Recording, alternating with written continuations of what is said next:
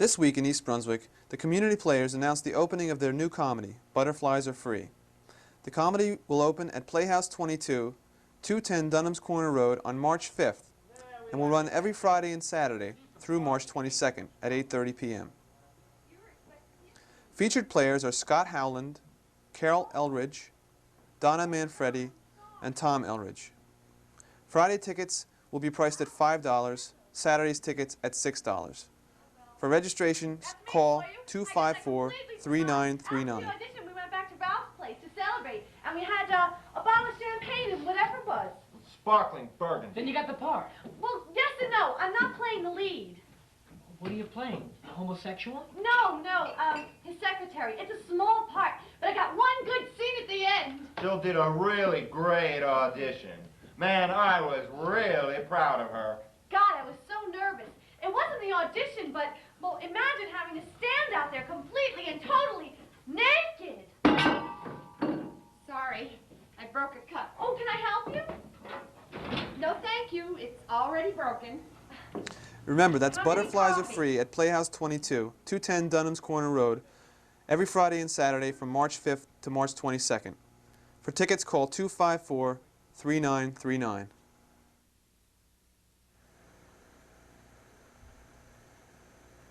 On Friday, the Middlesex General Hospital unveiled parts of its new surgical suite.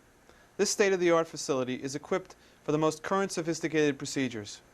The suite is the first of the patient care areas to be open in the $65 million complex of new buildings being completed on the hospital campus.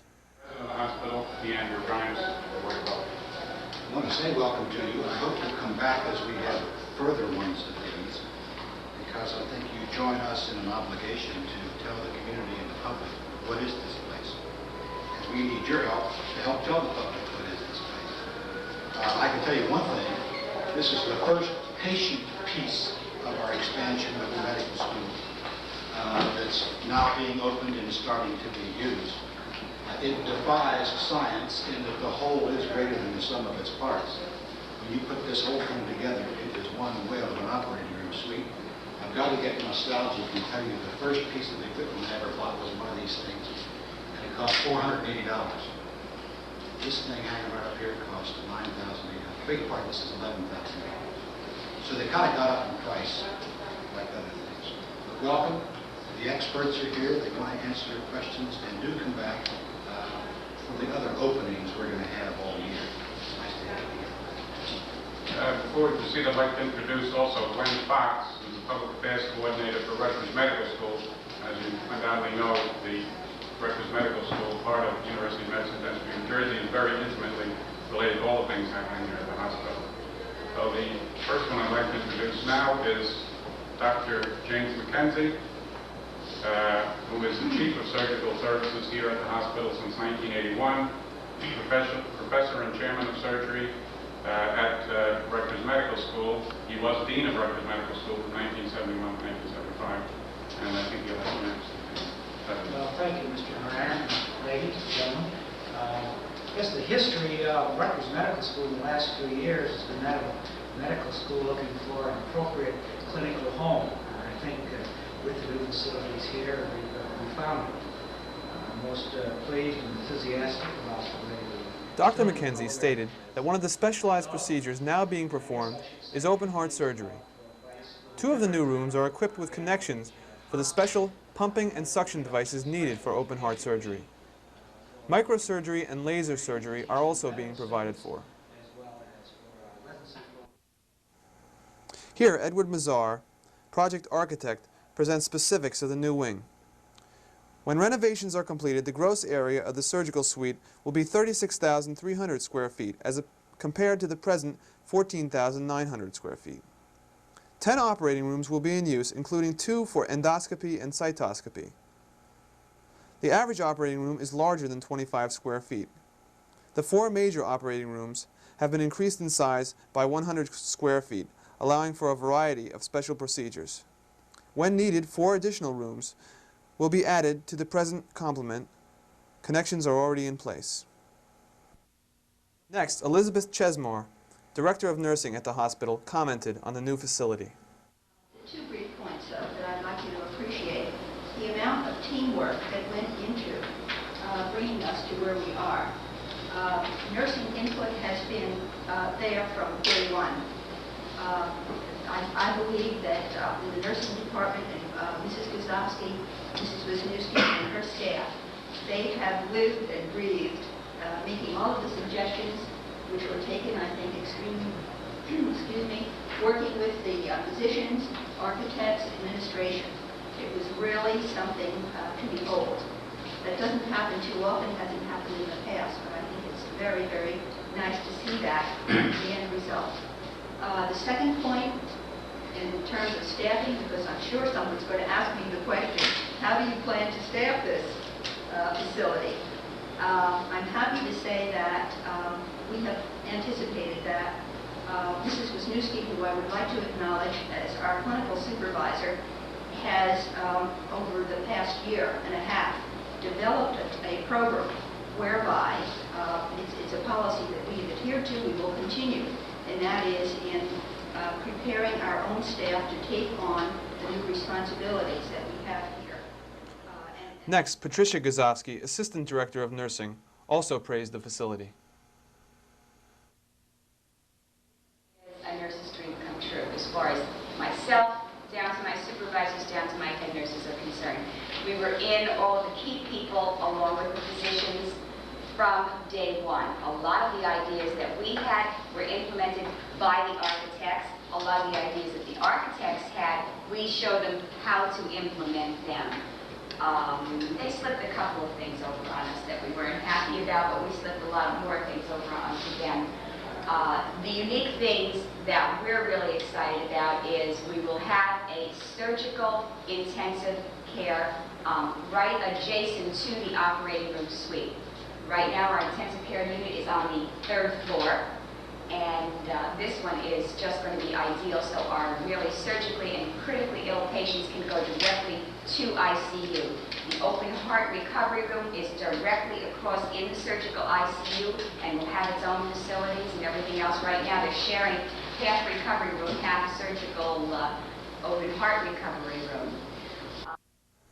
Later, Ms. Guzowski demonstrated some of the unique features of the operating rooms.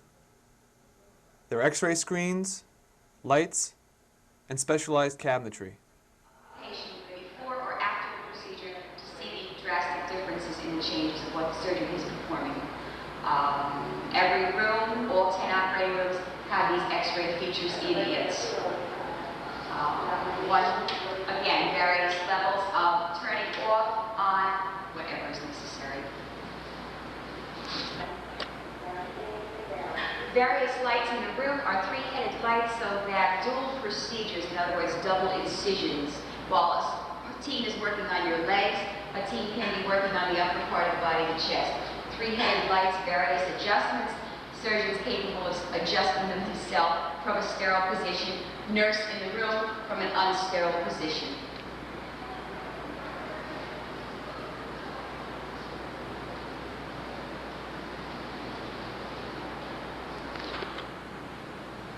Cabinets in the rooms will house the supplies needed to complete a surgery. On the opposite side of this, supplies are fed into the cabinets, the doors are closed, the supplies are taken out by the nurse in the room, given to the other nurse for the patients. Again, the nurse in the room never has to leave. These are called pass-through cabinets, constantly supplied from the outside corridor into the room.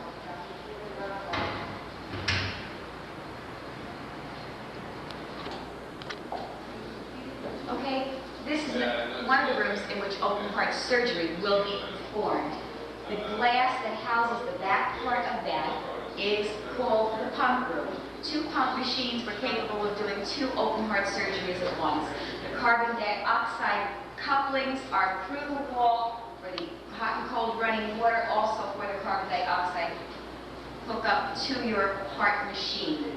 The approximate dimension of this is 525 square feet for open heart machines and for your teaching capabilities of organ residents. Dedication Day will be celebrated on Sunday, May 16th at 2 p.m.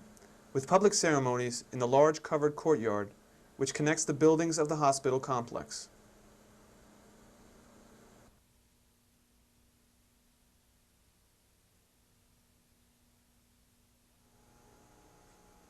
At Monday's Township Council meeting, Township Planner Carl Hintz gave a slide presentation on the Carter Road walkway and suggested several improvements which would open up the walkway area and lessen the likelihood of loitering and vandalism. Of design, the shrubs encroach upon the walkway. It's it's encouraging for someone to walk in there and not be seen, and there's a lot of evidence of beer bottles and so on. Whether they were drunk there or not, we don't know.